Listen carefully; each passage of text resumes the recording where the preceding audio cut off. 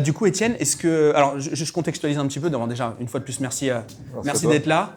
C'est trop cool. Et première fois qu'on s'appelle, c'est en 2015 ou 2016, je pense. Ouais. Et à l'époque, en 2016, moi, j'ai des business de muse avec Baptiste. On lance plein de petits business rigolos sur Internet et on est incubé à Toulouse. Et du coup, la personne qui nous incube à ce moment-là, d'ailleurs, qui m'a fait rencontrer plein de gens intéressants, notamment Johan et notamment Étienne, il nous met en relation parce que je crois qu'il était actionnaire d'une agence où tu bossais ou un truc comme ça. Et en fait, c'était un business où on était ni toi, ni nous, enfin ni Johan, ni personne, on n'était pas du tout alignés avec ce business-là. Mais par contre, c'était putain de rentable. On a vraiment gagné de l'oseille à ce moment-là. Et ce business-là s'est arrêté pour le mieux. Et ce qui est cool, c'est qu'on est devenu maintenant mainstream. Et donc toi, aujourd'hui, tu as pignon sur rue et tu fais partie des agences les plus connues en ce moment sur Paris. Johan, on sait ce que tu fais. Et puis avec Baptiste, on s'est reconverti après dans l'accompagnement. Mais du coup, il y a quand même eu du bon dans cette période-là. Et donc, n'hésitez pas à aller faire des projets un peu foireux. Ça vous permet au moins de rencontrer les bonnes personnes ou au moins de raconter des belles histoires. Donc voilà. Et accessoirement d'imprimer quelques millions aussi parce que c'est ce qui s'est passé. Donc voilà. Est-ce que tu es OK du coup de te présenter et d'expliquer un peu ce que tu fais de manière pour qu'on puisse contextualiser un peu ça? Ouais, avec plaisir. Effectivement, c'était la belle époque. Comme ça qu'on a appris à faire du media buying en soi. Je m'appelle, donc enchanté, je m'appelle Étienne. J'ai 34 ans. J'ai commencé ma boîte, donc Junto, quand j'avais 26 ans. J'ai toujours été dans l'entrepreneuriat, mais j'ai testé pas mal de business avant. Donc, je fais du e-commerce. J'ai monté aussi une plateforme de recrutement. J'ai démarré à l'étranger, en fait. Ouais, du coup, plateforme de recrutement. Ouais, plateforme de recrutement, e-commerce, dans un contexte international. Et après, je suis rentré en France et effectivement, j'ai travaillé chez Effilab, donc qui était une agence de paid media. Et un an après, j'étais sur la partie commerciale. Enfin, en fait, je voulais plus gérer de comptes et de faire de paid. Je voulais développer le business. Et moi, je suis allé dans le marketing juste à la base. Enfin, ce qui m'intéresse, c'est plutôt l'entrepreneuriat et le fait de développer des boîtes. C'est comme ça que j'ai atterri dans le marketing. C'était vraiment parce que je trouvais que c'était une compétence clé à avoir, de savoir marketer, de savoir vendre derrière pour aller développer une activité. Je trouvais ça magique. Moi, j'ai démarré sur des trucs un peu pirates, effectivement, sur du e-commerce. On vendait des maillots de foot. Et alors des faux, bien sûr. Oui. Et en fait, ça m'a un peu ouvert les yeux de voir tout ce trafic, toutes ces personnes sur le site qui achetaient. Et donc je me suis dit, mais en fait, comment est-ce qu'on fait ça pour plein d'autres business? Comment on crée de l'audience en fait pour venir scaler des business? Et donc voilà, donc j'ai bossé chez Effilab pendant 2 ans au final, 1 an en media buying et 1 an on a monté l'entité commerciale. Après, c'est une boîte qui s'est fait racheter par Solocal, donc pas jaune. Ouais. Et je suis parti à ce moment-là et franchement, je voulais faire autre chose à la base, mais j'avais constitué un réseau dans l'écosystème de start-up parisienne à l'époque, chez The Family. J'ai fait pas mal de conférences. Et du coup, vu que j'étais sales, je suis plutôt founder sales pour le coup, de fil en aiguille, j'ai signé pas mal de comptes. On a bossé avec beaucoup de start-up et de scale-up à ce moment-là, parce qu'il y avait des très fortes levées de fonds. Donc le principal cas d'usage, c'était j'ai beaucoup de budget à investir dans les 6 prochains mois pour réaliser mon BP. Je peux pas recruter assez vite, j'ai pas les expertises en interne. Est-ce que vous pouvez gérer notre achat média? Et donc du coup, on a accompagné comme ça aujourd'hui plus de, je crois, dans le CRM, j'ai genre 2000 boîtes clientes au final. Et après, enfin voilà, donc on a vraiment industrialisé la gestion du média payant. Et on a énormément communiqué aussi pour nous-mêmes nous développer. Donc on a une forte ascension, on va dire, de 2016 à 2022. Aujourd'hui, on fait à peu près 10 millions de chiffre d'affaires, on a 5 activités. Et donc, tu peux les nommer d'ailleurs, enfin tu peux peut-être Ouais, donc on a le paid media, le SEO. Le paid media, parce que c'est media buying sur toutes les plateformes, on va dire. Aujourd'hui, on fait quand même beaucoup plus de Google et de LinkedIn. Pour le coup, on a beaucoup aujourd'hui de clients, nous, SaaS et B2B. Et on a du SEO, on a du tracking, on a du CRM et on a de la créa. Et donc voilà, on a vraiment vu aussi le marché évoluer, les demandes évoluer, les business évoluer. Et donc on a aussi ouvert de nouveaux services. Au début en interne chez Junto, aujourd'hui au sein d'un groupe. Donc on a segmenté les activités parce qu'on s'est rendu compte aussi en termes de management et de drive de business et de marque que ça fonctionnait mieux comme ça. Donc je pourrais peut-être en reparler. Donc voilà, et donc pour ma part, donc j'ai accompagné ce développement-là et aujourd'hui, j'investis, je gère cette société, je gère les directeurs qui la composent, j'essaie de les coacher, de les accompagner et voilà. Ok, trop bien. Et les boîtes de services, très souvent, on dit que c'est un peu la guerre des talents. Du coup, vous aujourd'hui, en termes de consultants, soit externes, soit salariés, enfin, ton équipe aujourd'hui, elle ressemble à quoi, au plus haut et au plus bas? Enfin, sur le plan RH, tu peux nous contextualiser un peu? Ouais, donc nous on a que des salariés internes sur nos métiers. On a décidé et c'est peut-être une bêtise dans certains cas, mais on a décidé de tout faire en interne. Sur notre cœur donc on a quelques freelances qui tournent autour, mais globalement on a que des salariés. Et ensuite en fait on a donc globalement on a des directeurs de BU. Ensuite en dessous d'eux on a ce qu'on appelle des team leaders. Et en dessous des team leaders on a des consultants qui vont vraiment être eux opérationnels.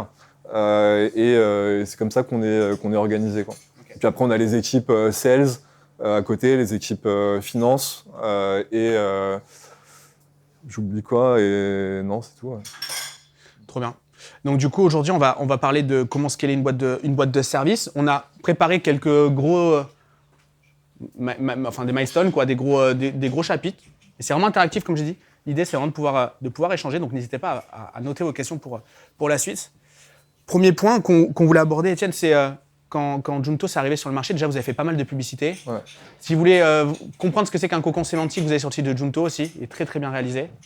Donc, il y a eu du travail en SEO, il y a eu du travail en ads, etc. Vous avez fait ça. Mais il y a eu aussi un travail de branding à travers toi. Et puis à travers la marque, en fait, toi, tu as un branding fort et ta marque aussi. Ouais. Donc du coup, qu'est-ce que tu peux nous dire par rapport à ça? Parce que c'est important forcément pour acquérir du client, mais aussi pour acquérir des talents, parce qu'on l'a dit, c'est un peu la guerre, quoi. Ouais. En fait, moi, j'ai commencé effectivement en tant que freelance, on va dire. Enfin, j'ai commencé à publier du contenu depuis un certain temps, mais je voulais pas être freelance, en fait. Je voulais vraiment monter une société, y avoir. Voilà, j'avais l'objectif d'avoir quand même pas mal de salariés, etc. Donc c'est ce que je voulais faire. Et donc je voulais me détacher assez vite de cette marque personnelle. Et donc ça s'est fait par étapes, hein, mais au début c'était on rajoutait une page sur le site tous les mois, etc. Mais en fait pendant très longtemps j'ai toujours quasiment tout réinvesti sur la communication. Je dirais jusqu'à l'année 3 ou l'année 4, quasiment tout le bénéfice que je faisais, ou en tout cas une grosse partie, je l'investissais dans le marketing. Et donc j'ai investi très tôt en SEO. Et j'ai investi très tôt en paid. Et c'est vrai que c'est quelque chose qui se faisait pas énormément en fait à l'époque pour des agences ou pour des boîtes de services. Et pourtant, ce qui était assez logique dans le sens où c'est quand même des activités qui génèrent de l'EBITDA, qui génèrent de la renta. Et donc on peut se permettre d'investir 10 à 20% de son chiffre d'affaires sur ces activités-là. Souvent, moi j'ai l'impression, en tout cas à l'époque quand je regardais, quand je comprenais pas.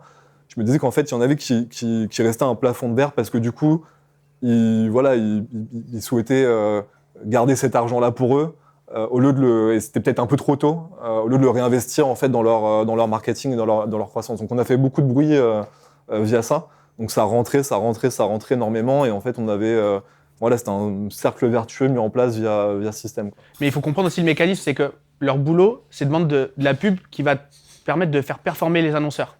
Donc, ils vont permettre de générer de la conversion. Et donc, on pourrait dire, en gros, je dépense X centimes en publicité pour avoir 1 euro, 1 euro de chiffre d'affaires, c'est mon modèle, etc.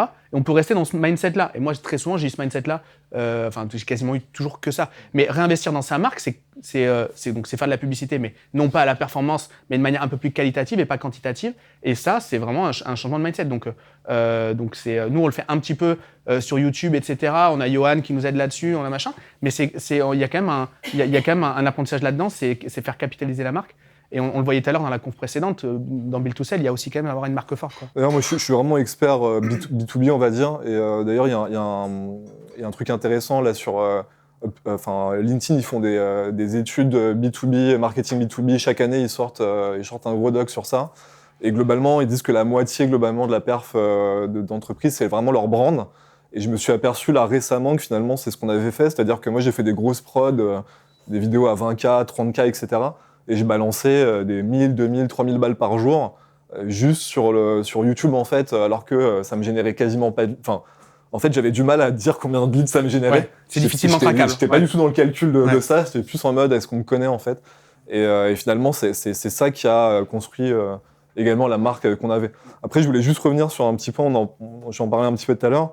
C'est souvent au début, on nous a dit mais comment vous êtes positionné dans l'écosystème, alors qu'il y avait déjà quand même beaucoup d'agences. À l'époque, il y avait déjà beaucoup d'agences.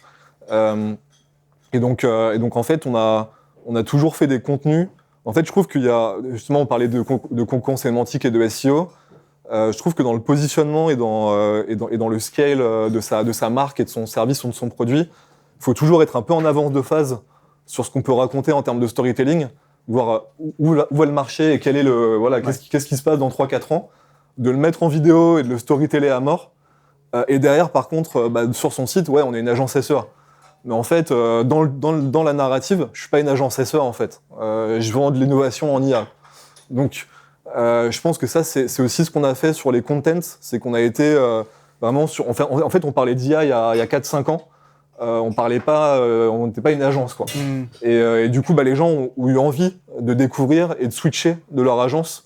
Ils se sont dit, mais en fait, ils ont compris un truc, etc. Ce qui est vrai aujourd'hui pour d'autres réseaux, pour d'autres leviers. Des gens qui leveragent le personal branding que nous que moi j'ai pas leveragé à ce moment-là, mais je pense que en tout cas dans la construction d'une marque, que ce soit du B2C ou du B2B d'ailleurs, je pense que c'est important. Ouais. Pour vous raccrocher à quelque chose qu'on raconte souvent ici, c'est le manifeste. Je rabâche souvent le principe du manifeste, avoir un manifeste sur sa boîte, c'est comment le monde évolue et comment je vais accompagner cette évolution et comment quelle est ma théorie sur le futur et comment ma boîte s'inscrit là-dedans.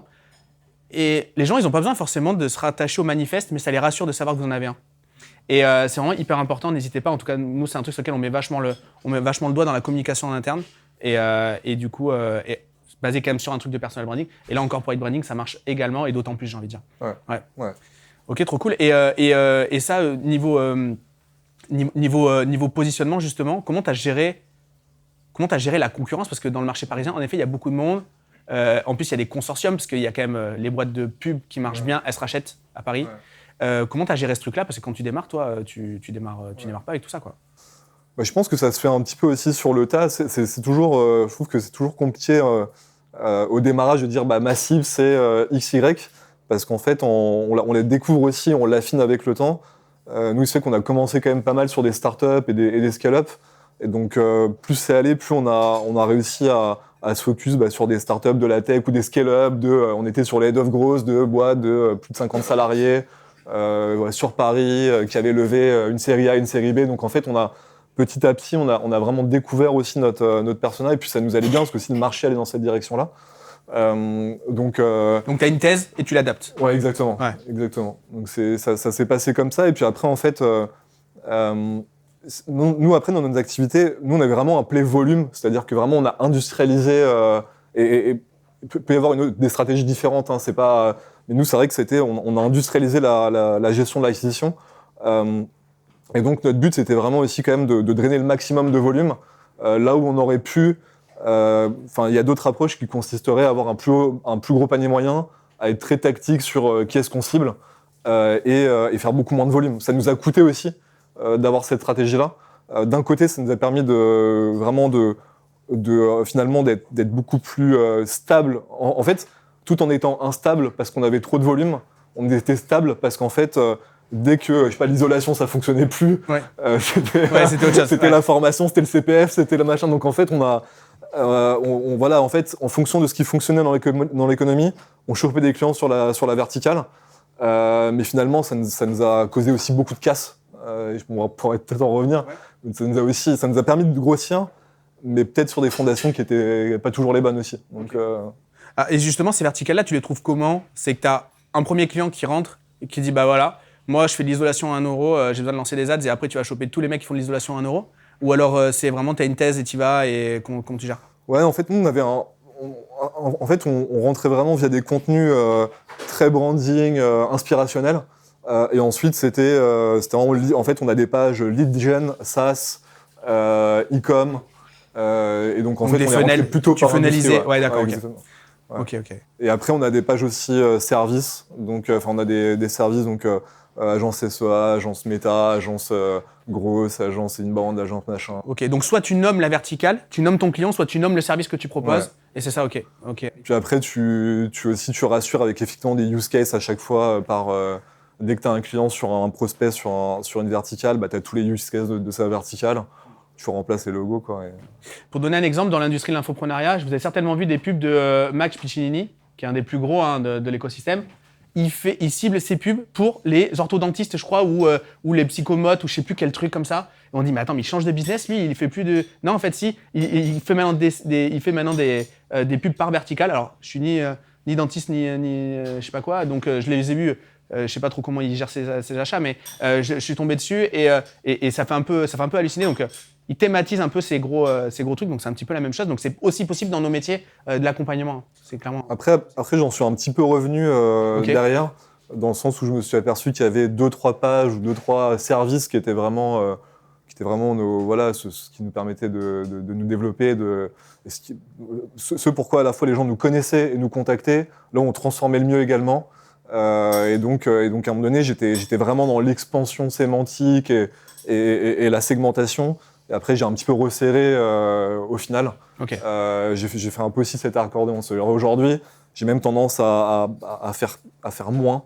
Qu'à un moment donné, c'était en fait, on adresse tout le monde tout le temps. Ouais, mais certainement que tu peux le faire maintenant parce que tu as appris justement de cette première phase de découverte aussi, très certainement. Quoi. Ouais, bien sûr. Ouais. C'est un peu, tu sais, comme SEA, tu élimines les mots-clés qui fonctionnent plus, mais tu étais obligé de les acheter une première fois. Quoi. Ouais, exactement. Mais j'ai beaucoup, j'ai quand même beaucoup gaspillé. Ok. J'ai beaucoup gaspillé et j'aurais peut-être. Mais c'est aussi ça qui m'a permis de me développer, donc c'est vrai que c'est. Ouais. Toujours pareil. Ouais. Ok, trop cool. Donc aujourd'hui, le deal flow, toi, t'as une. Comment dire, t'as une idée en tête qui t'en déroge pas, c'est qu'il faut vendre tout le temps et avoir toujours des deal flow. Et du coup, ça, comment tu le gères, comment t'alimentes ton pipe? Ouais, en fait, ce qu'il faut voir dans les boîtes de service, c'est que globalement, nous, on est quand même sur des modèles qui sont où il y a des modèles à churn en fait. Malheureusement, on peut tout faire. On churn tous entre 2 et 4% mensuels. Ok, churn pour tout le monde, c'est les clients qui décident de ne plus être clients, les clients qui s'en vont. Ni plus ni moins. Donc c'est en fait c'est un business. En fait, ça dépend des services. Sur le media buying, c'est un business à churn, particulièrement sur le social d'ailleurs. Et donc en fait en fait tu peux tout bien faire, mais tu vas quand même perdre peut-être 50% de ta clientèle chaque année, quoi. Donc ou au moins 30%, ce qui est énorme en fait. Donc ce qui fait qu'il y a une énorme pression, en tout cas lorsqu'on fait un certain chiffre d'affaires.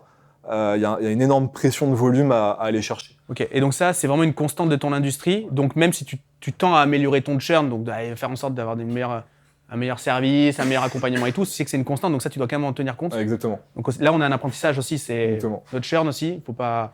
C'est un peu une fatalité. Il faut en tenir compte dans nos calculs. Et ça dépend des services. Donc par exemple, sur les services de media buying, on a plus de churn que sur des services de référencement naturel.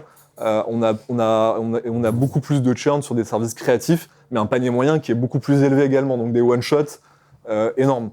Et la possibilité de rentrer à plusieurs sur un compte, alors qu'en media buying, on peut pas rentrer à plusieurs. Donc chaque service va avoir un petit peu ses composantes, et c'est des business à part entière en fait, et sur lequel il faut des commerciaux qui sont expérimentés, du business, du lead entrant, des consultants derrière. Donc en fait, dès lors qu'on complexifie aussi sa structure, c'est-à-dire qu'on va multiplier aussi ses complexités en interne de delivery, etc. Donc, bref, je ne sais plus pourquoi je disais ça. On parlait de ça, de l'importance d'avoir un deal flow en continu, d'avoir un flux et pas un stock de leads, quoi. C'est vraiment ça, quoi, l'idée. Donc en fait, sur ces boîtes-là, ce qui se passe, c'est que la meilleure organisation, c'est d'avoir un petit peu, comme tu mentionnais tout à l'heure, mais c'est d'avoir quelqu'un qui est très fort sur la partie commerciale, et après d'avoir un ops très fort, donc un directeur des opérations, un CEO, et un CEO visionnaire vendeur, ou l'inverse, ou un mix des deux, mais en fait, il faut forcément ces deux compétences-là. Il faut quelqu'un qui soit un maniaque du volume à un moment donné, et qui aille salader la terre entière. On appelle ça salader, mais je sais pas si ça se dit à Bordeaux, mais... Ça se dit, mais nous, c'est pas ça. Nous, c'est une salade au rugby, c'est plus salade de phalange, tu vois. C'est plus okay, ça, c'est un concours de tarte. Ouais. Et donc voilà, il faut quelqu'un qui soit en permanence dans le marché, au contact des prospects, des annonceurs, déjà qui puisse comprendre les besoins et adapter l'offre en permanence, parce qu'on est sur des secteurs qui évoluent très très vite. Donc il faut toujours avoir aussi une proposition de valeur qui soit attractive et en même temps qui soit vraiment au taquet sur ça. Et donc c'est des activités où c'est ultra important de faire entrer du volume. Et après donc il y a beaucoup de canaux pour ça, mais c'est pas évident comme on le sait. Hein, donc faut les chercher et surtout lorsqu'on a besoin de générer. Nous, pour vous donner un ordre de grandeur, il faut qu'on génère 100 000 € de de nouveaux pipes mensuels, juste si on veut faire nos objets de pitch commerciaux. Donc voilà, il faut quand même qu'on fasse rentrer pas mal et ça, c'est du mensuel. Hein. Donc voilà, faut trouver les boîtes qui ont des projets et qui veulent nous les confier. Quoi. Ok, donc en fait, tu dissocies la personne qui gère le volume de la personne qui gère les opérations. Mais comment tu les fais communiquer entre elles ? Comment elles managent le truc ? Parce qu'il y a forcément, tu peux avoir des goulots d'étranglement aussi. Parce qu'en fait, tu es un peu une plateforme. Tu as les consultants d'un côté, tu as les clients de l'autre, et ta boîte, elle fait en sorte de gérer le mécanisme. Comment tu fais en sorte, parce qu'on a déjà eu le cas, on en a déjà discuté ensemble, putain, mes consultants ont trop de taf, ou alors justement, ils ont plus assez de taf. Du coup, comment on gère ça et comment tu gères ce truc-là ? C'est une mécanique, j'imagine que ça doit pas être simple. Mais c'est toujours le problème, quoi. C'est soit tu as trop de clients et pas assez de consultants, soit tu as trop de consultants et pas assez de clients. Et en fait, franchement, en soi, la réalité, c'est qu'il ne faut pas essayer de chercher l'équilibre, en fait. Il faut toujours être déséquilibré. Il faut accepter que ce soit le bordel, quoi. Ouais. En fait, tu peux pas, en fait. Il faut toujours être un peu déséquilibré. Et moi, je pense vers la croissance, sinon c'est dangereux, en fait. Donc, il faut plus réussir à, je pense, automatiser le travail des consultants, leur mettre des outils entre les mains pour qu'on puisse mieux monétiser leur temps sans rajouter du temps humain. Pour que eux soient partent pas en burn-out. Donc c'est plutôt via l'automatisation et via la vente de produits additionnels à forte marge, de services ou de produits additionnels à forte marge qui n'impactent pas leur temps, que tu arrives justement en fait c'est ton panier moyen, tes ventes additionnelles et l'automatisation que tu peux faire qui leur permet de se dégager du temps tout en facturant davantage. Et donc c'est ça qui est difficile au début parce qu'en fait t'es pas connu, donc t'as des plus petits paniers moyens, t'as des consultants qui sont plus chargés et donc en fait c'est plus difficile de dégager ces cas euros supplémentaires qui sont plus rentables en fait. Donc il y a toute une phase on va dire de développement de ta marque et de tes clients qui est un peu plus painful je trouve. Et puis après sinon c'est beaucoup de communication en interne, donc c'est faire communiquer les team leaders avec les sales, les mettre autour de la même table et dire en fait là on a un client onboardé, qu'est-ce qu'on fait, à qui on le met, faut qu'on il y a beaucoup de communication à faire, réussir à ce que tout le monde soit content quoi. Okay. Tiens là j'ai un compte dans telle catégorie, c'est de l'humain donc c'est voilà. Donc un peu ce que je retiens de ça, il faut pas chercher la perfection mais plutôt à savoir vivre un peu dans le chaos quoi. C'est un petit peu ça aussi quoi. Ouais. Ok. Donc là aussi un apprentissage. Yes Yvan, je vais la redire pour le micro. Donc les 100 cas de pipe qui sont obligatoires par rapport au churn, est-ce que c'est du chiffre d'affaires ou est-ce que c'est de la renta pure ? Ouais, parce que si je veux en faire ma croissance, il faut que je signe 30 cas de nouveaux MRR mensuels. Pour signer 30 cas de nouveaux MRR mensuels, il faut que j'en pitch 100. Si j'ai un taux de transfo commercial de 30%. Et vu qu'il connaît son churn, il connaît son panier moyen. Et donc c'est ça aussi. Ouais, c'est ça. Ouais. Si j'en perds entre 10 et 20, il faut que j'en signe 30. Et du coup, il faut que j'en pitch 100. Et ça, je te parle d'un service, donc... ouais. C'est par BU ? Ouais. Ok. Par unité de business, par service. Alors, sur les autres, je peux être plus petit, donc j'ai pas besoin d'autant de volume, mais... Ouais. Le prochain point qu'on a préparé, du coup, il y en a pas mal ici qui vont se sentir concernés, parce que nous, c'est notre gros sujet actuel dans la boîte, donc à titre perso. C'est comment tu fais mieux travailler tes business units, donc tes différents services à l'intérieur de la boîte. Quand tu as un client à un endroit, comment tu le fais passer par un peu tous les rayons de ton magasin. Il est venu en SEO, tu le fais passer en SEA, machin, etc. Nous, on a le cas, et j'en vois certains qui sourient là. Nous, c'est notre gros enjeu d'account management pour ça. Donc toi, comment tu gères ça ? Ouais, c'est un gros sujet du moment, je trouve, et c'est pas évident à gérer. En fait, je trouve que dans toutes nos activités, on a tous besoin maintenant de cette vision un peu 360 de son client. Et par exemple, lorsqu'on parle maintenant de SEO, en fait, on parle plus tellement juste de référencement sur Google. On va parler de YouTube, on va parler de vocal, on va parler du UX, on va parler de plein de choses. Et je pense que c'est vrai dans pas mal de métiers. Donc ça veut dire qu'on a besoin de personnes en interne qui sont de plus en plus seniors et qui sont capables de réfléchir à la stratégie globale et on va dire à l'expérience client de bout en bout, du moment où il est signé jusqu'au moment où il part. Et donc pour ça, je pense qu'aujourd'hui, nous, la manière dont c'était structuré par le passé, c'est qu'on avait vraiment des consultants qui géraient l'intégralité du besoin client. Et donc en fait, ils géraient des plateformes sociales, des plateformes search, potentiellement un peu du CRM. Et en fait, on s'est rendu compte que c'était assez peu efficace au final, et qu'aujourd'hui, il fallait mieux avoir à un moment donné des consultants qui soient peut-être un peu plus opérationnels, et derrière, par contre, des directeurs, directrices de clientèle qui puissent justement faire ce lien et être uniquement sur l'accompagnement du client au niveau stratégique et à l'aide de logiciels où en fait on a templétisé par semaine en fait des points de passage et par mois. Donc on sait que voilà, mois 1, il faut que le client il soit à tel niveau de MRR, mois 2, il faut qu'on lui pitch tel truc, mois 3, tel truc. Donc voilà, on a vraiment un peu scénarisé l'expérience client de bout en bout avec des ops par semaine. Et ensuite, les managers vont vérifier chaque mois que au moins ça a été présenté au client. Parce que c'est vrai que si on ne propose pas les choses au client, il peut pas les prendre. Donc c'est pas forcément juste lui pousser une vente, mais c'est déjà au moins lui en parler, sensibiliser sur des sujets. Et donc ça requiert quand même des personnes qui ont une vision, qui ont une expérience un peu plus globale et qui sont aussi capables de pousser ces conversations-là, ce qui n'est pas toujours évident. C'est ce que j'allais te demander, les profils de ces personnes-là. C'est quoi? C'est des seniors? Ouais, c'est plus senior. Okay. C'est plus senior. C'est des personnes qui effectivement sont capables aussi, avec tact, de rentrer dans des conversations plus business. Parfois aussi, le client a juste besoin d'un autre interlocuteur. C'est con, mais c'est juste qu'il faut quelqu'un d'autre en fait. C'est pas forcément qu'il peut pas en parler avec son opérationnel parce que il le considère pas de la même manière que le boss ou quelqu'un stratégique.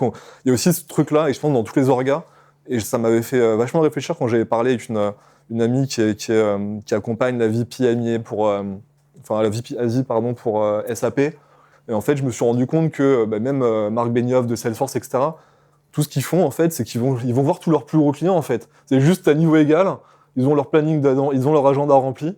On a tel pipe avec eux, il y a tel pipe et en fait ils vont faire la tournée d'Asie ou la tournée de leur zone. Et ils vont voir les CEO en fait. C'est que le CEO veut pas parler avec le manager veut pas parler. Donc en fait il faut juste mapper comme ça le compte et en fait envoyer la bonne personne qui parle à la bonne personne en fait. Ok. Vous voyez l'idée, c'est en gros l'Ops il est forcément en dessous du décisionnaire, du chef de projet chez l'annonceur par exemple. Et donc il faut remonter d'un échelon pour qu'ils se parlent entre pairs, entre semblables. Exactement. Et c'est vraiment hyper important et ça, en B2B, parce que nous on demandait à l'Ops en fait d'aller faire un upsell au défi. Maintenant en fait ça marche pas quoi. Hyper intéressant. Et on a parlé tout à l'heure de l'importance d'avoir du pipe en continu, mais on a aussi, on le dit souvent ici, des citrons à presser, donc vraiment les faire passer par tous les rayons de notre magasin. Enfin, je sais que c'est la lacune de beaucoup d'entre nous ici, et je m'inclus vraiment là-dedans, quoi. Mais pour revenir sur ça, en fait, l'idée c'est que le client il rentre sur un premier périmètre, un premier service. Ensuite, il est upsellé sur ce service-là, c'est-à-dire qu'il va consommer davantage de ce service-là, on va le développer sur ce service, et ensuite on va lui proposer les autres services de notre solution. Donc c'est upsell et ensuite cross-sell. Mais voilà, tout ça, ça se fait aussi sur certaines temporalités. Il faut que le client prenne confiance. L'onboarding est hyper important, le démarrage de la collaboration est hyper important, et c'est aussi vachement une question de personne. Donc vraiment le premier contact et une fois que le client a confiance, on peut tout lui proposer quasiment. Il va nous écouter. Par contre, effectivement, s'il n'y a pas cette confiance au début, ça va être compliqué. Donc c'est d'où l'importance aussi de l'intuition personnelle sur nos métiers en tout cas. Trop bien. Ouais. Trop bien. Johan, et je crois qu'Amaury tout à l'heure a levé la main, mais j'avais déjà commencé quelque chose. Ouais, je vais la refaire. Du coup, comment tu calcules le fait que tu dois rencontrer, que tu dois avoir 100 personnes, tu dois avoir 104 pipes, combien de personnes ça représente? Tout à l'heure, tu disais sur une business unit, il faut que je sais que je dois pitcher 100 personnes parce que ça me permet d'en avoir 30. Alors 100 000 euros, je dois pitcher 100 000 euros de service. Ouais. C'est-à-dire que si j'ai un panier moyen à 3 000, je dois en pitcher 30. Tu dois rentrer 30 personnes et du coup, toi, chaque mois, encore aujourd'hui, tu pitches 100 personnes? Alors moi, personnellement, non. Mais je suis stressé si on ne rentre pas ce pipe-là. Si les commerciaux ne le pitchent pas. Ouais. Ça fait écho à une conversation qu'on a eue ensemble récemment, ça. Le fait de faire au moins 3 événements par semaine pour rencontrer 10 personnes, etc. Moi, c'est justement ça sur lequel j'ai du mal à me détacher, c'est que j'ai l'impression que je vais couler si... tous les jours, quoi. Pas tout le monde, je pense. Il sait que pour avoir son output, ses objectifs, il est obligé de mettre ça en input, il est obligé d'avoir de pitcher tant de personnes pour avoir 100 cas de pipe, pour espérer avoir ces 100 cas de J'essaye d'avoir des relais sur cette responsabilité-là, et j'ai du mal à le créer, sauf avoir sauf associer les gens, vraiment. Ok, d'accord. Donc il y a cette notion de... ok. Maxence Johan, excuse-moi. Johan en premier. Yes. Je reformule juste pour l'enregistrement. Du coup, comment tu définis les différentes BU de ta boîte qui sont complémentaires et qui fonctionnent bien? Et ensuite, deuxième question, c'est est-ce que tu fais encore du commercial? Mais comme tu disais, elle a déjà été un peu répondue. Alors, je pense que j'avais une vision différente avant que j'ai maintenant. Avant, je pense que j'aurais peut-être créé plus facilement des nouvelles BU en interne chez Junto. Aujourd'hui, je pense qu'il faut y aller lorsqu'on a assez de volume, on va dire, sur un autre service qui fait sens par rapport à son service principal, pour y aller, parce que c'est des ressources à déployer, c'est de l'énergie à émettre, etc. Donc, il faut quand même que le jeu en vaille la chandelle, qu'on puisse gagner sur ce segment-là de marché, qu'on ait une offre intéressante, une bonne proposition de valeur, que ce soit un bon business, en fait, qu'il y ait une bonne récurrence, un bon panier moyen. Donc, il faut quand même y aller faut pas y aller juste pour y aller. Et multiplier, on va dire, les services, alors que derrière, c'est avec des business qui vont être tout petits. Et aujourd'hui, je les mets dans d'autres entités, parce qu'en fait, pour stresser déjà, j'ai envie d'avoir d'autres associés qui sont responsables de ces activités-là. J'ai envie de définir un budget et un investissement que je mets. Tu clusterises vraiment le truc, voilà, hyper important. Qui est une marque dédiée. Enfin voilà, donc aujourd'hui, avant, je l'ai fait en interne chez Junto, et en fait, ça nous a plus consommer nos ressources et notre renta. Donc aujourd'hui, c'est clusterisé et d'autres personnes sont responsables, quoi. Donc, et ensuite, la mécanique, elle est plus industrialisée, c'est-à-dire que tu prends ton fichier client et tu as ton sales et ton ops, et à un moment donné, tu as ton sales qui va faire des pré-audits sur toute ta base client, et en fait, voilà, déjà toute la base client y passe. Tous les nouveaux deals, tu peux les pitcher une fois qu'ils sont pitchés sur ton service principal. Donc, il faut vraiment réussir à processer un truc où en fait, à la fois, tu as du volume partagé, mais après, il faut développer aussi ses propres canaux pour cette nouvelle activité. Donc, pour moi, c'est hyper important que chaque activité, parce que je sais que je vais pouvoir peut-être avoir, en fonction des services, peut-être 15 à 30% de mes clients que je vais pouvoir partager, apporter à l'autre entité, mais en fait ça suffira pas pour faire les objets de croissance. Donc dans tous les cas, il va falloir développer un levier en propre. Donc voilà. Là-dessus, il y a un exemple d'un gars qui est très connu, qui a une agence et qui documente tout ça. Je ne vais pas le nommer, en plus je le connais un peu, qui a dû fermer une de ses BU récemment, parce qu'en fait il a développé une BU non pas par rapport à ses besoins de clients, mais par rapport à ses compétences, les compétences de ses consultants. Et vu qu'ils savaient faire ça, ils l'ont lancé. Mais en fait, il n'y avait pas de continuité avec le client. Il y avait pas du coup, ils ne vendaient pas. Donc ouais, ils avaient une grosse expertise, mais ils avaient l'asset principal, c'est la clientèle. Enfin, il y a deux assets principaux, de toute façon, dans une agence, les talents et la clientèle. On est une plateforme en agence. Et du coup, ils s'étaient orientés que sur ce qu'ils pouvaient offrir plutôt que ce qui était demandé. Donc je pense aussi ça, c'est un piège. Nous, on a fait ça en créa. En fait, on est monté jusqu'à 150 000 sur la créa par mois. Et ensuite, on a craché. Et j'ai fermé l'entité créa chez Junto, quoi. Par contre, j'ai créé une autre boîte qui s'appelle Angel Studio. Et aujourd'hui, on fait de la créa sur cette boîte et ça se passe bien. Mais je l'ai viré de chez Junto, quoi. C'était le plus beau jour de ma vie. Super intéressant. Maxence, comment tu calcules ton churn et comment tu tends à le réduire? Ouais. Ouais, donc du coup, est-ce qu'avec ta croissance, ton churn n'augmente pas? Alors, il a été relativement constant. Ça dépend des périodes, effectivement. Effectivement, lorsqu'on avait plus de croissance, il y avait un peu plus de casse, un peu plus de churn, surtout sur des clients moins stables et plus petits. En fait, je dirais qu'il faut vraiment réussir à analyser, à me donner son churn, parce qu'en fait, il y a des churns qui sont normaux. Il y a des typologies de clients qui sont trop petits et qui vont churner, en fait. Donc, il faut pas mal le prendre. En fait, ils sont là pour 3-4 mois. Ils ont pris le service pour ça. C'est leur use case. Donc, il y a des clients où c'est même pas du churn au final. En fait, on le compte en churn, mais c'est pas du churn. Donc, en fait, il faut déjà poser les questions, genre pourquoi vous partez ? Est-ce que vous êtes satisfait ? Ou est-ce que en fait, vous avez des problèmes de trésor ? Vous êtes trop petit ? Vous avez internalisé la compétence ? Donc, vraiment comprendre son churn, parce qu'en fait, quand on met un chiffre global, ça veut trop rien dire. Maintenant, une fois qu'on a dit ça, effectivement, il y a une corrélation entre la taille du client, le nombre de services qu'il consomme chez nous et le churn. Donc, j'ai des clients que je garde depuis le début et qui n'ont jamais churné parce qu'en fait, c'est des clients qui ont l'air hyper solides, qui consomment 5 services chez nous. Donc, en fait, ce serait trop painful pour eux de churner.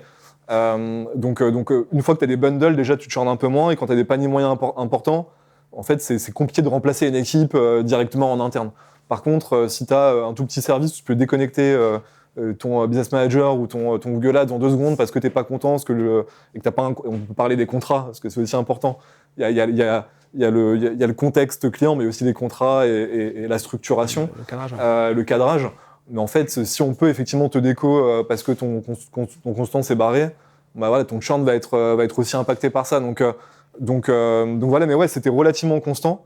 Et en fait, moi, j'en suis venu à la conclusion qu'en fait, alors, il y a effectivement des consultants qui churnent des gens parce qu'en fait, nous, ça passe par les consultants. Hein. C'est comme ton conseiller bancaire, une fois qu'il part, bah, tu pars. Donc nous, il y a à peu près 30% de churn dès lors qu'il y a un churn de consultants. Comme dans les banques. Hein. Donc on l'a tous eu, hein, une banque avec qui ça se passe bien, le conseiller, il évolue, il devient directeur de je sais pas quoi, et là, ça devient la cata. C'est exactement la même chose. Nous, on est vachement impacté par ça. Donc au final, ouais, donc on a doublonné les consultants. Par exemple, en fait, on a un point de contact stratégique et un point de contact opérationnel. Comme ça, au moins, il y a toujours quelqu'un qui connaît le compte.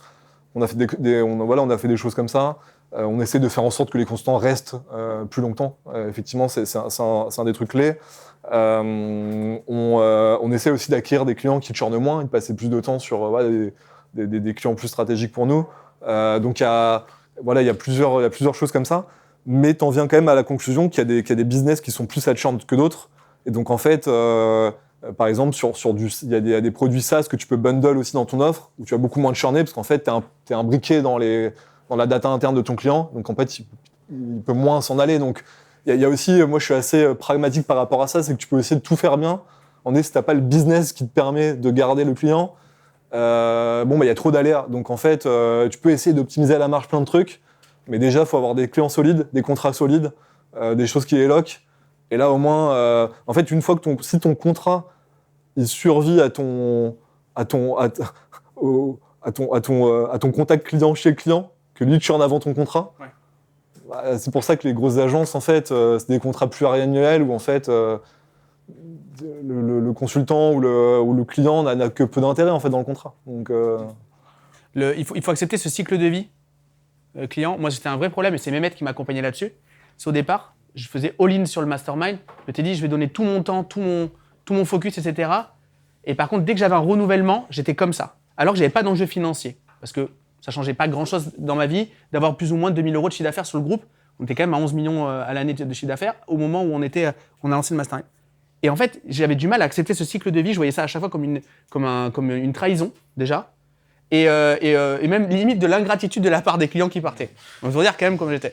Mais Maître, il m'a punchline là-dessus. Il m'a dit, tu peux pas les enfants, c'est de l'or, ça fait partie, t'acceptes que en fait ils se barrent. Et donc il lâchait prise par rapport à ça. Et en plus de manière purement pragmatique, il y a un cycle de vie. On teste des trucs, on change. Enfin, je veux dire, on consomme comme ça. Nous, il faut accepter quand on propose un truc que nos services, nos produits soient consommés de la même manière, quoi. Il y a quand même des enseignements à en tirer, sûrement. Mais... Oui, évidemment, ça agite un truc chez toi qui voilà, mais après, en tout cas, je mentionnais quelques éléments. Il faut quand même être au taquet, quoi. C'est-à-dire qu'en fait, dès qu'il y a un sujet client, on monte au créneau. Évidemment. Ouais. Les directeurs montent au créneau. Faut avoir faim aussi. On va pas se cacher, quoi. À un moment donné, c'est aussi faire des meilleures offres, retenir le client, être là, etc. C'est beaucoup d'énergie. Donc ça, il faut quelqu'un qui le fasse et qui soit bon, qui puisse rappeler les clients. Une situation bien gérée, ça peut être un upsell potentiel, ça peut être une opportunité de croissance. Donc faut juste quand même, à un moment donné, en avoir quelque chose à faire de son client, être au taquet. Déjà, ça joue sur le churn. Identifier les patterns et travailler dessus, quoi. Ouais. Optimiser, quoi. Et aussi un autre truc qui est un peu contre-intuitif, mais c'est qu'en fait, tant qu'il y a de la croissance, en fait, le churn, on s'en fout un peu aussi. Enfin, en fait, on est capable d'accepter des taux de churn plus élevés lorsqu'on fait des croissances de MRR qui sont plus forts. Donc, à un moment donné aussi, il faut aussi regarder la top line, quoi. C'est-à-dire qu'à un moment donné, si on fait plus de croissance de MRR, est-ce que géographiquement, on peut pas s'étendre ? Voilà, parce qu'en fait, si on churn beaucoup, mais que finalement, on a le monde entier en tant que client, bon, bah, on s'arrêtera peut-être à 20 ou 30 millions, et ce sera très bien, quoi. Ouais. Donc, ou à 100, ou à, voilà. Lorsqu'on voit des boîtes, en fait, moi, je regarde beaucoup ça, et quand on voit des SaaS ou des boîtes qui font 500, 1 milliard, 2 milliards, elles font 30% aux US, 15% en Europe, machin. Nous, on est là sur le petit marché français, entre guillemets. Nous, sur une site de CMO, il y a quoi, des CMO de boîtes de plus de 5-10 millions d'euros de chiffre en France. 2 000, 5 000, 10 000. C'est peu, en fait.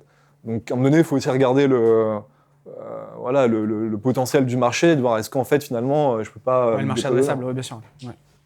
Ok, trop bien. Et donc, du coup, on a beaucoup parlé de fait de développer sa boîte par en haut, par le pipe. Mais quand on est une agence, on le disait, on est un peu une plateforme. Hein, Et donc, il y a tout ce sujet talent.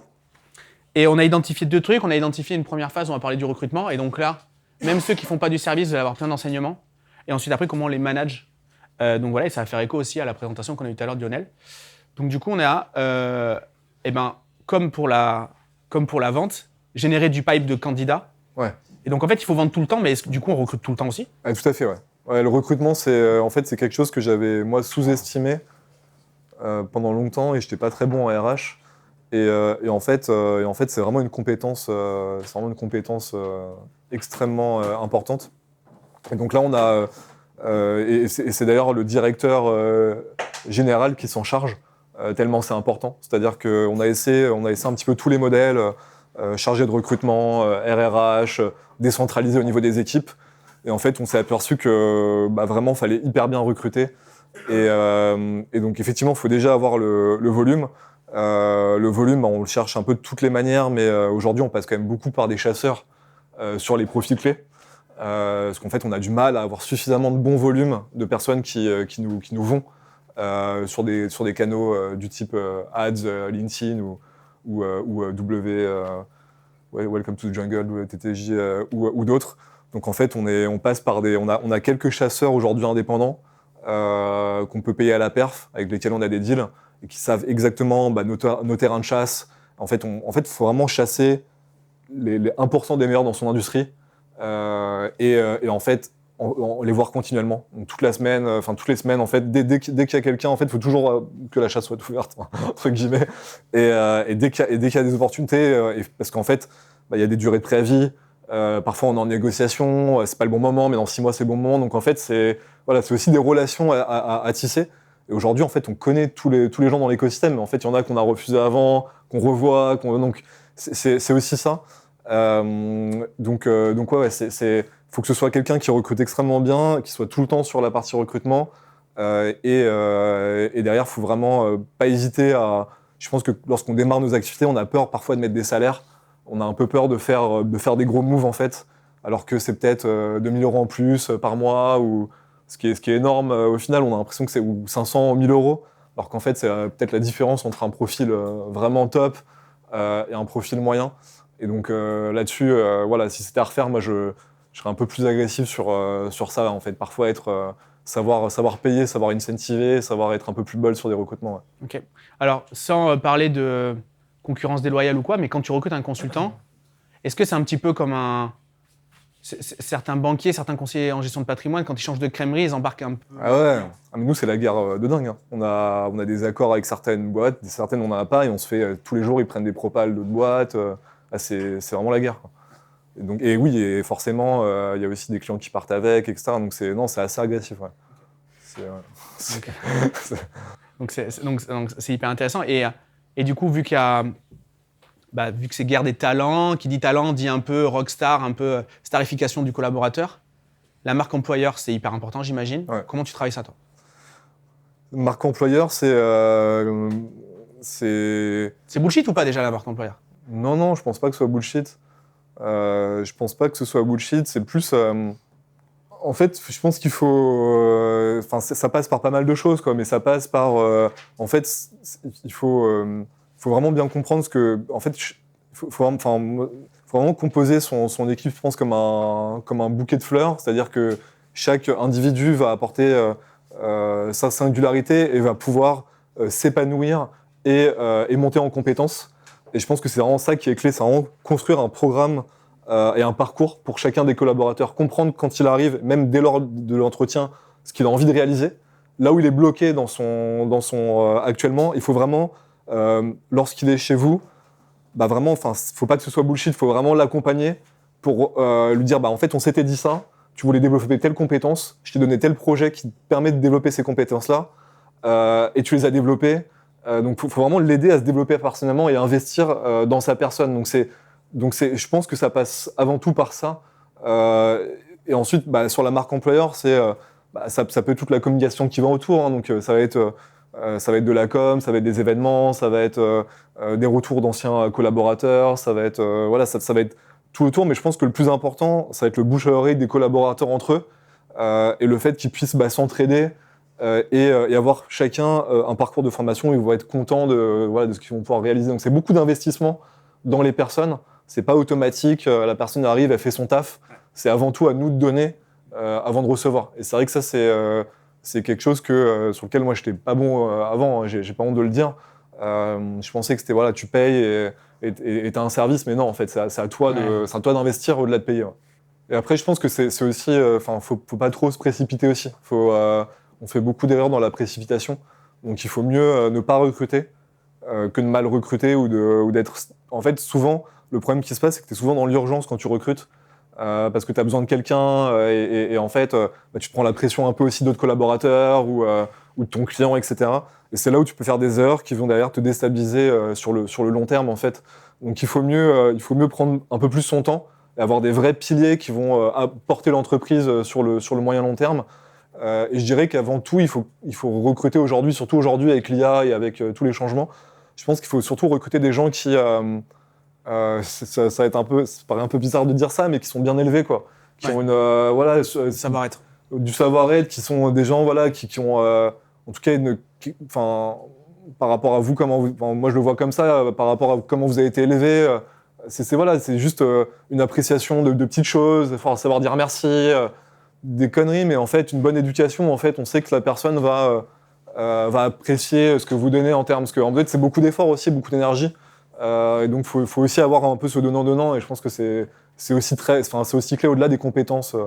Et on avait une question vendredi en Servoco qui était est-ce que je dois recruter un senior ou pas un senior ? C'est toi, Yass, non ? Et ça, tu vois, le savoir-être, savoir-faire, moi je suis plus orienté savoir-être que savoir-faire. Et je crois que c'est un petit peu pareil pour Étienne. En sachant que tu as déjà un premier filtre CV aussi, tu as déjà un premier filtre expérience et tout, mais ouais, hyper important. Après, il y a pas mal de choses aussi, par exemple sur des couleurs, des profils disques. Il y a pas mal de logiciels qui permettent aussi d'analyser le fit avec le manager, le fit avec la mission. Donc ça, c'est des choses aussi, chacun voit les choses un petit peu différemment, et surtout des entrepreneurs avec des collaborateurs qui sont plutôt dans, le care client ou moins dans l'acquisition, etc. Donc, c'est pas les mêmes profils, en fait. On va pas analyser les choses de la même manière. Donc, ça peut clasher. Donc, c'est aussi important de mettre aussi des stats ou des couleurs ou des mots sur ça et de savoir ce que chacun veut et comment chacun raisonne. Et de se dire, c'est normal, en fait, d'avoir ce retour en face. C'est pas grave, mais il y a une communication qui peut se faire autour. Il y a et le fait voir si c'est compatible ou pas, parce que parfois en fait c'est pas compatible, faut pas essayer de forcer aussi, et parfois c'est ça, donc ça c'est pas évident parce que c'est des logiciels qui coûtent cher aussi, donc ça au début c'est un peu dur. Et par rapport à ça, le recrutement, retour d'expérience personnelle, c'est très émotionnel. À certains moments, on peut mettre beaucoup d'émotions dans le truc, et justement il faut essayer de faire confiance au process. Il y a des personnes, moi, que j'aurais adoré recruter, mais ça rentrait pas dans le moule. Je les ai pas recrutées et je regrette pas. Il y a des personnes que j'ai recrutées et qui ne rentraient pas dans le moule, du coup. J'ai fait le choix contraire et ça s'est mal passé. Donc mon intuition n'a pas été bonne, et tandis que le process est toujours avéré être m'aider. Donc là-dessus, pareil, vu que ça reste une relation humaine, on peut vite recruter pour des mauvaises raisons. Julien, tu avais une question ? Vous avez aussi dans le secteur des phénomènes de ghosting, même sur des postes clés ? Nous, ça nous arrive aussi, directeur opérationnel. Donc, phénomène de ghosting, tu peux le définir, s'il te plaît ? Oui, typiquement, le recrutement se passe bien, il y a la promesse d'embauche, tout ça, et au final, le mec, il se présente pas le jour J. Ouais, donc tu le recrutes, mais il se présente pas le jour J. Ouais. Ah, le jour J ? Genre, Propal a accepté et tout, et ça nous est arrivé 1-2 fois, mais c'est quand même assez rare. Mais ouais, clairement. Ouais, c'est... encore une fois, sur les bons profils aussi, il y a il y a à la fois un fit, un timing, une bonne propale, et et c'est tout aligné, c'est souvent frustrant. Donc il faut pas se démotiver, se démoraliser. Là, j'étais en train de recruter sur une nouvelle activité. On avait toute une équipe. Enfin, c'était le truc qui était parfait. Promesse d'embauche, etc. Ça pète au dernier moment. Et c'est des profils, je sais que ça va me prendre 6 mois à retrouver ça. Et donc voilà, parfois c'est. Puis après, il y a aussi. Enfin, on rentre dedans après, mais non, c'est normal. C'est totalement normal, même si c'est hyper frustrant. Ouais. Alors je vois qu'on me fait signe par rapport à l'horaire, du coup, on va passer sur la partie management, parce qu'une fois que tu les as recrutés, il faut les garder. En plus, si c'est la garde des talents, du coup, tu vas te les faire chasser. Justement, on a listé plusieurs points, l'onboarding, l'incentive, gérer les mauvais talents, et puis ensuite, comment tu gères aussi la seniorité. On commence par quoi? Par l'onboarding, on commence par le début? Ouais. Au niveau de l'onboarding, c'est ultra clé pour que le collaborateur se sente bienvenu, tout simplement. Donc là-dessus, c'est effectivement, nous, on a un programme de formation d'une 50aine d'heures en fait, sur le premier mois. Okay. Donc il faut quand même partir un petit peu du principe qu'un investissement de départ dans la formation de collaborateurs portera ses fruits quand même derrière, et pas forcément être trop pressé en tout cas de le mettre sur des sujets opérationnels. Enfin, en tout cas, il faut quand même manager ça. Et après, je pense que responsabilité aussi et donner des projets en fait annexes à juste la mission principale. Okay. Je pense que c'est important, et ça on peut le faire dès le début aussi. Ça peut être quoi par exemple? Ça peut être lui-même de recruter un collaborateur, ou de sortir une doc, ou en tout cas de participer à un process de recrutement. Ou de sortir une doc sur quelque chose, ou de prendre peut-être un petit sujet, ou de se présenter à une réunion avec d'autres collaborateurs, et de faire un petit deck sur ce qu'il sait faire. Voilà, donc des petites choses comme ça, ou en état des lieux de ce que lui il voit quand il arrive. Donc vraiment directement aussi l'impliquer dans la vie de l'entreprise. Biais d'engagement, quoi. Tu le mets déjà. Okay. Ouais. Puis après, ce qui va être aussi important, c'est l'équipe dans laquelle vous allez le mettre, ou en tout cas qui va interagir avec lui, et du coup voir que ça fit aussi à ce niveau-là. Parce que ce sera aussi quand même le noyau dur. Parfois, des gens juste mal placés, c'est assez dingue, mais ça peut faire une bonne énergie comme une mauvaise énergie. Donc, il faut aussi sentir où est-ce qu'il est placé, pas le mettre c'est con, mais devant le mur. Enfin, il y a des petites choses comme ça aussi qui sont importantes sur valoriser la personne quand elle arrive, faire en sorte qu'elle soit bien intégrée. Ouais. Ok. Donc, au départ, tu as un programme de formation, tu l'as fait bosser sur des projets connexes à sa mission principale. Ouais. Quand elle doit commencer, si admettons c'est un consultant, il doit commencer à gérer des budgets, tu le fais gérer en shadow avec quelqu'un, en doublon, ouais. Alors nous, ça va dépendre du niveau de seniorité, mais effectivement, souvent on va d'abord s'entraîner sur des petits comptes, être accompagner quelqu'un, après le faire tout seul. Puis après, on a une sorte de ramp-up, donc on va dire qu'on va pas attendre le même chiffre d'affaires mois 1 que mois 6. Donc voilà, donc on monte ses crescendo, et on va être sur des petits comptes, après des plus grands comptes, etc. Donc effectivement, ça va être vraiment crescendo. Et quand tu as payé un chasseur qui t'a recruté la personne, et donc du coup qui t'a facturé une partie de l'AREM, si tu vois que ça ne fit pas, alors normalement je pense que tu as quand même des garanties avec les chasseurs et tout, mais tu as un peu le biais des coûts irrécupérables. Ouais. Donc comment tu gères ça là? Tu le gardes pas, t'espères qu'il s'améliore, mais t'y crois pas trop. Enfin, tu vois comment ça se passe, on a tous vécu ça. Ouais. Franchement, ça c'est pas une science exacte. Je dirais je pense que la clé, c'est quand même de toujours bien communiquer et d'être assez transparent. Et parce que parfois, en fait, comme dans toutes nos relations, en fait, on dit pas les choses, et du coup, ça peut créer des frustrations, et ça explose à un moment donné. Donc, il faut mieux être très clair. En fait, la fiche de poste est hyper importante pour ça. En fait, c'est tout con, mais c'est un truc. Tu t'aperçois que la fiche de poste est ultra importante. C'est-à-dire qu'en fait, vraiment, tu peux lister exactement ce que tu attends, le redire et voir que ça match. Et ensuite, c'est tout au long, notamment un point au premier mois, point au premier trimestre, et de valider, en fait, reprendre la fiche de poste, être assez cartésien, et dire, en fait, ça, comment on se porte dessus. Donc, en fait, dès lors, s'il y a un problème qui intervient, déjà, il y a eu cette communication, et tout le monde sait ce qu'il en est, en fait, déjà de base. Donc, ça tombe pas comme un coup près. Et ensuite, parfois, il faut juste, en fait, forcément, tout le monde n'est pas adapté. On n'est pas des machines, on n'est pas des robots, donc en fait, il y a forcément toujours des aléas. Et je pense qu'il y a vraiment un niveau d'aléa qu'il faut accepter, en fait. Moi, les plus gros entrepreneurs que je connais, et qui ont fait des exits énormes, ils ont accepté potentiellement pendant de très nombreuses années à avoir même des dirigeants de leur boîte qui soient pas parfaits, mais en fait qu'ils acceptaient parce qu'en fait ne plus les avoir voudrait dire perdre toute une équipe, perdre toute une BU. Donc en fait à un moment donné il y a aussi une certaine acceptation qu'il faut avoir. Donc Et c'est un peu c'est un peu récurrent dans tout ce que tu nous dis, c'est accepter un peu de lâcher prise. Exactement. Un peu à toutes les étapes du scale, on le voit. Exactement. Mais du coup, je reviens aussi à ton point sur le build, c'est-à-dire qu'en fait, faut pas espérer le Messi, ça n'existe pas. Je vous le dis direct, trouver la bonne personne, même à 200K, qui va tout gérer, etc. C'est pas vrai. Donc il y a peut-être 1-2 max éléments exceptionnels dans chacune de vos boîtes, même s'il y a 200 ou je sais pas combien de personnes, et qui vont faire la pluie ou le beau temps de la boîte, je pense, quasiment de l'organisation. Et après, les autres personnes, faut quand même effectivement accepter un certain degré de bordel et de chaos et construire autour. Et plus on monte dans les responsabilités, et plus ça va être le cas. Il y a des cas de figure dans lesquels il y a des associés de la boîte à petit niveau, mais quand même qui pourraient prendre, qui prennent je sais pas, des millions d'euros. Et qui sont en fight. Il y a des histoires comme ça où, en tant que dirigeant, faut savoir prendre du recul. Trop bien. Et donc, du coup, question aussi qui revient au moins une fois par mois, c'est comment je mets du variable, comment j'incentive mes collaborateurs. Alors nous, c'est très souvent les équipes de vente dont on parle, comment je commissionne mes closers, mais il y a aussi les consultants, il y a aussi tout le reste de l'équipe. Du coup, toi, tu gères comment Parce qu'il y a l'incentive des gens qui vont produire de la valeur directement et c'est quantifiable.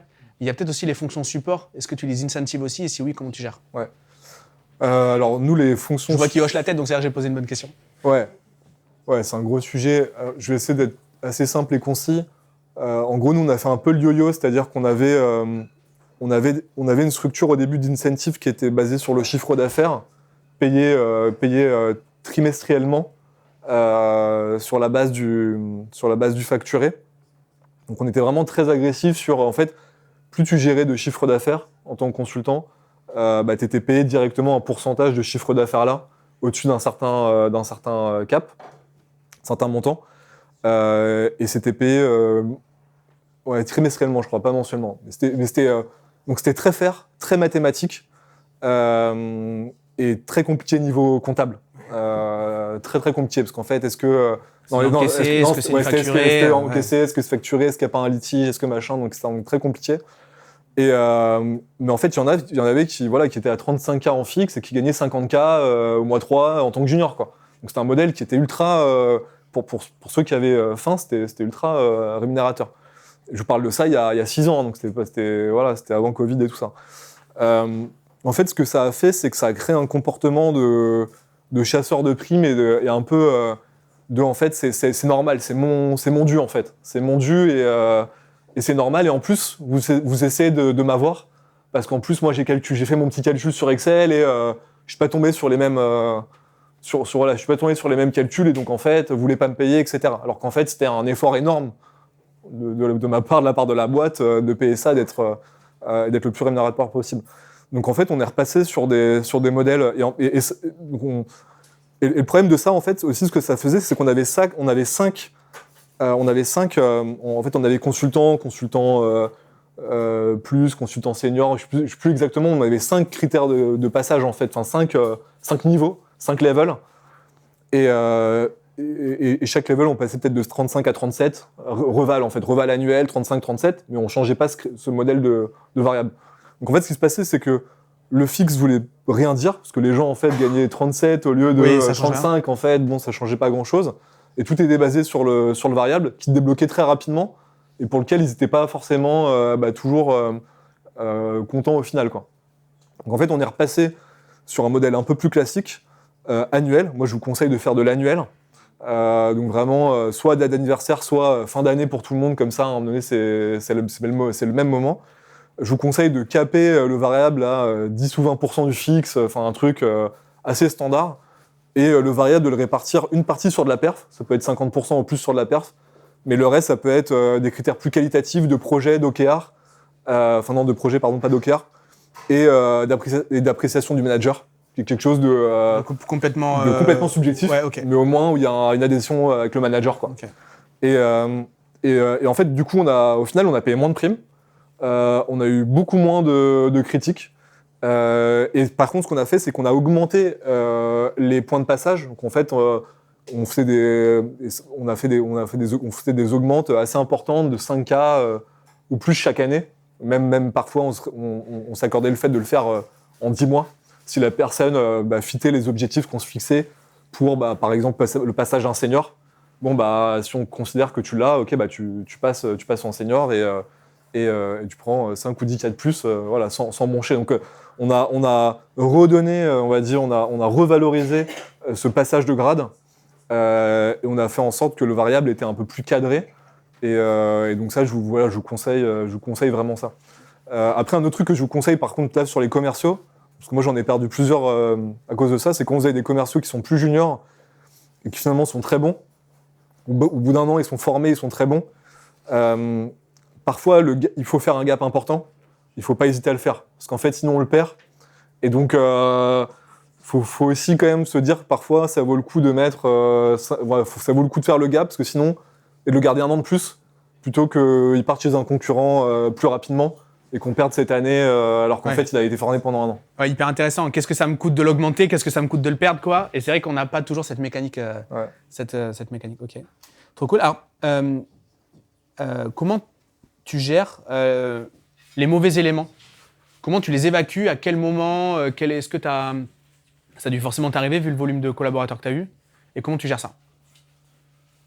Ouais, alors, les mauvais éléments... En fait, le sujet que tu as le plus, souvent, c'est un peu... Je reviens à cette... En fait, souvent, on est sous contrainte, en fait. C'est ça le principal sujet, c'est que souvent, il y a une contrainte de temps ou d'argent. Et donc, en fait, on est obligé de recruter un petit peu dans l'urgence ou de recruter pas forcément la bonne personne. Donc, ça part plutôt de ce postulat-là. Donc, du coup, on a même peur d'évacuer les mauvais éléments parce qu'en fait, on n'a pas le flux. Ouais. Donc, je pense que déjà, il faut s'assurer d'avoir un certain flux, ce qui permet déjà de se rassurer et de se dire, je peux faire la transition avant de perdre quelqu'un qui, en fait, va... Parce qu'en fait, si on perd quelqu'un, même qui n'est pas très bon, ça va impacter les autres collaborateurs qui sont bons, qui vont le prendre comme une punition, et qui vont eux-mêmes, en fait, se dire, en fait, pourquoi je suis puni? Je donne tout et en plus, j'ai plus de travail. Donc déjà, il faut s'assurer en amont de résoudre le vrai problème qui est le flux. Donc on revient au flux. Et après, le sujet, c'est qu'il faut quand même... Avoir la liquidité, le flux, ça te solutionne tout, en fait. Ouais. On le voit, là. Le flux et la qualité on va dire des piliers. Parce qu'en fait, les piliers, je reviens un petit peu à ce côté d'avoir les bonnes personnes. Parce qu'en fait, c'est ces personnes-là qui vont aussi identifier les mauvais comportements et ne pas les tolérer. Parce qu'en fait, si on a quelqu'un qui, en fait, accepte... parce qu'à un moment donné, c'est moi, ceux avec lequel j'ai le plus eu du problème, c'est que moi, je voyais des sujets, mais que d'autres ne voyaient pas, ou en tout cas ne considéraient pas de la même manière. Donc il y a une question d'alignement et d'incentive, forcément sur le chiffre de la BU par exemple, parce que si moi forcément je suis incentivé sur le chiffre, mais si le manager il n'est pas incentivé, enfin qu'il se rend pas compte qu'un mauvais élément ne lui permettra pas de faire le chiffre parce que lui-même n'est pas incentivé sur le chiffre, ou pas assez ou pas de la bonne manière, il va pas forcément vouloir s'en séparer parce qu'il voit pas l'impact en fait. Donc il faut vraiment que ce soit bien incentivé. Et une fois qu'on a dit ça, on va avoir les bons managers qui vont pas tolérer des choses... Il faut des yeux, des oreilles partout, quoi. Exactement, des choses un peu standards. Mais voilà, il faut quand même des gens qui aient une certaine tenue. Et ça, c'est pas forcément évident parce que personne n'a envie de fliquer, personne n'a envie d'être désagréable. Donc c'est vrai qu'il faut quand même... Donc ça demande quand même un petit peu de bouteille. Donc je pense qu'il y a une question de juniorité aussi. Une personne qui a entre 25 et 27 ans, compliqué avec le copain, machin, de mettre un peu un taquet ou d'être... il y a une question un petit peu d'expérience, etc. Donc je pense, voilà, c'est un ensemble de ces choses-là. Puis une fois qu'on a... Et puis après, c'est aussi, il faut être assez... faut vraiment pas tolérer, quoi. C'est-à-dire que je pense qu'il faut être assez... faut être assez rigoureux une fois que ça va pas et qu'on a les bons managers et qu'on a le flux. Et là, il y a plusieurs méthodes.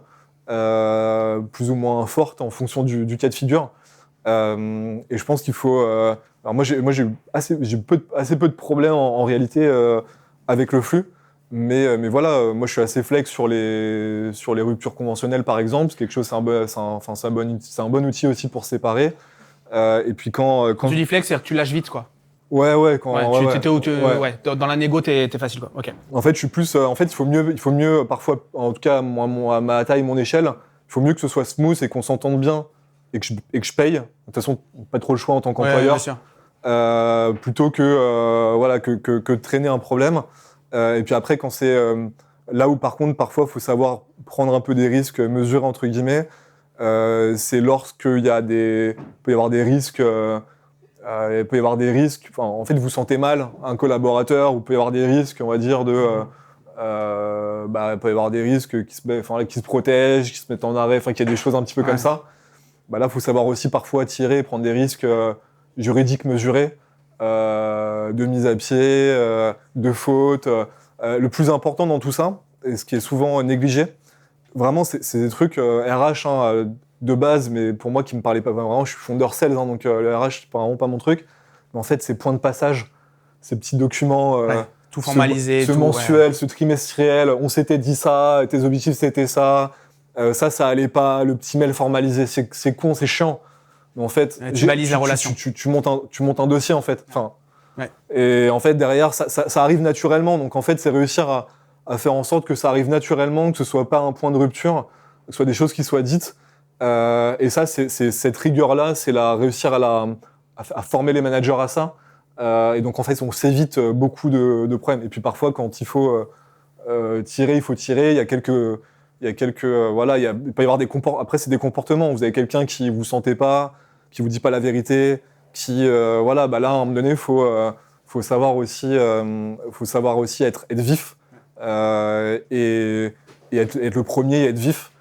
Pas trop en dire et voilà, et ça c'est un mix d'expérience et je pense que moi j'ai toujours un avocat social dans la boucle, donc avec qui je bosse depuis longtemps sur des cas, voilà, je lui demande est-ce que c'est risqué, est-ce que c'est pas risqué, voilà, j'ai déjà pu sortir quelqu'un qui était en arrêt par exemple, ce qui se fait normalement pas trop, mais voilà, j'ai pris le risque parce que c'était un risque qui était possible de prendre à ce moment-là.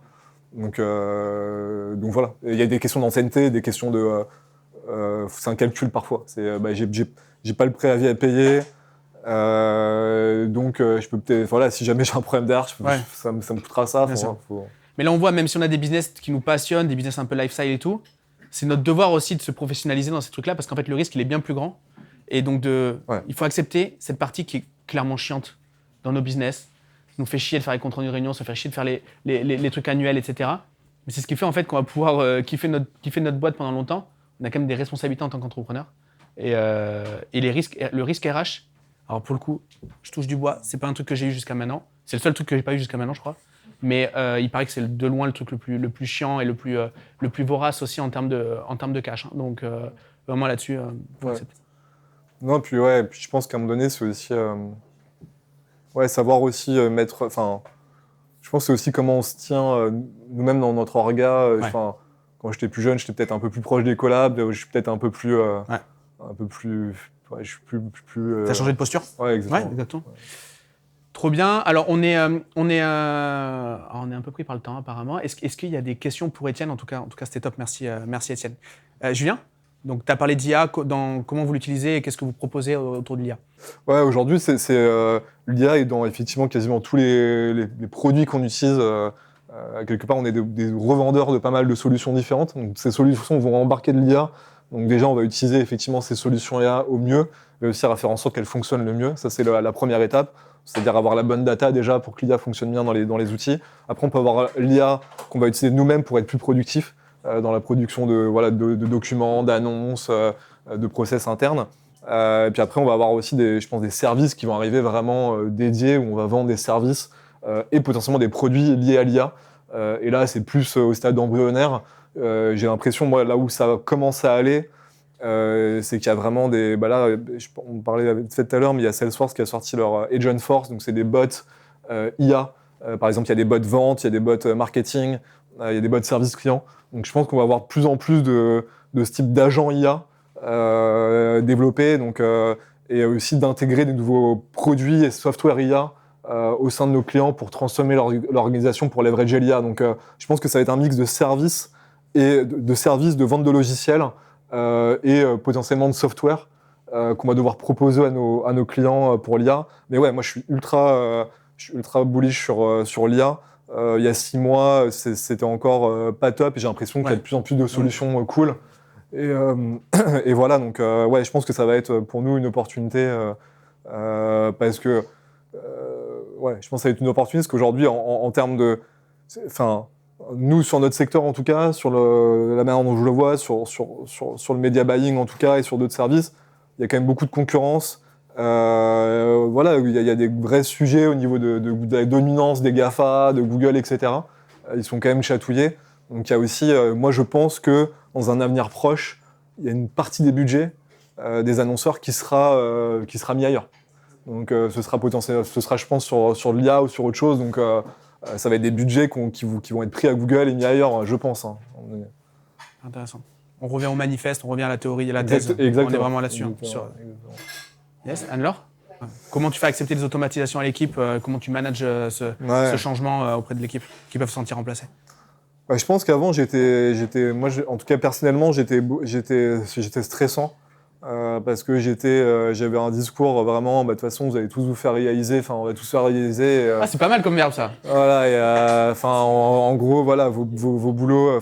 Moi, je suis un peu comme, en fait, parfois, je suis pas très pédagogue parce que c'est plus, en fait, c'est la merde. Le management par l'angoisse. Ouais, c'est ça. Dans 2 ans, ça va. Et en fait, donc j'ai compris que ça, c'était pas bon. Pas une bonne pratique, donc je dirais qu'ils font plus accompagner, former, mais ma vision c'est que globalement, voilà, en tant qu'humain, on est assez limité face à ces IA, etc. Ça va être compliqué pour beaucoup. Ça va vite. Il y a trop déjà dans nos métiers, il y a trop de choses en fait. Il y a trop de data, il y a trop de choses. C'est déjà compliqué à gérer, très compliqué à gérer. Donc je pense que voilà, on va revenir sur des skills plus sociales, humaines, de savoir des choses comme ça, plus que de la technique. Donc je pense que ça va être plus sur accompagner le collaborateur sur ça, parce qu'en fait, ils pourront pas faire mieux qu'une IA.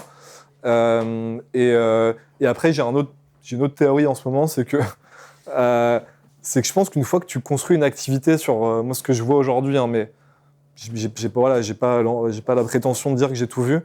Mais je pense qu'une fois que tu construis une activité sur un secteur, sur un segment de marché, une niche, un truc, que tu as une marque associée à un service ou un produit, en fait, le changement, tu le fais pas en fait. Tu le fais à la marge, tu le fais en renouvelant des équipes, etc. forcément. C'est du renouvellement d'équipes, je dirais. Mais en fait, tu rachètes des boîtes, tu remontes des services au sein de ta boîte avec de nouvelles marques, ou tu lances des nouveautés. En fait, tu changes pas réellement un truc en fait. Tu relances ou tu rachètes ou tu vends. Mais je le vois plus comme ça maintenant que, tiens, je change quelque chose au sein d'une même boîte, que je trouve en fait ultra complexe et je sais même pas si c'est faisable en fait. Donc en ce moment, je me dis ça, peut-être que j'ai tort, mais... Je suis 100% d'accord avec toi. Je suis à 1000% d'accord avec toi. Je crois pas au changement, je crois pas aux efforts, je crois pas à tous ces trucs-là, donc je suis 100% d'accord. Et en fait, t'as des bases communicants, t'as une activité qui fait c'est moins le moment, ça fait 10 ans, voilà... Cycle de vie. Exactement, donc... 1000% d'accord. Donc voilà, et en fait, je pense que il faut vivre ce cycle-là en tant qu'entrepreneur. Il faut aussi se détacher, en fait, ça revient un peu à la revente, etc. Il y a un travail à faire sur soi-même pour se détacher aussi de ces cycles-là. Ce sera un topic un peu trop long là pour rentrer dedans, mais c'est pour ça qu'il faut prendre quand on peut prendre. Je pense. Je dirais un conseil, prenez de l'argent quand vous pouvez en prendre. Et faites du sport. 5 fruits et légumes par jour. Non, mais voilà, soyez aussi chill par rapport à ça, parce qu'en fait, faut pas non plus attacher trop son identité. Enfin, je pense qu'il faut aussi savoir faire la part des choses, se payer et avoir toujours un œil sur d'autres trucs, continuer à vous former pour pas que ça devienne tiens, si j'ai pas ça, ou si je me fais IAiser, etc. Enfin, faut penser vous le savez tous ici, on est tous des entrepreneurs, donc on est toujours sur, je pense, ce qui se passe plus tard et comment lire un peu les choses. Donc, faut pas trop les lire trop en avance et pas s'obséder par de la macro qui est assez peu applicable. il faut quand même se dire je peux dégainer assez vite sur autre chose et c'est fine, quoi. Trop bien. Merci beaucoup Étienne et merci à tous pour vos questions. C'est très bien. Merci, c'est top.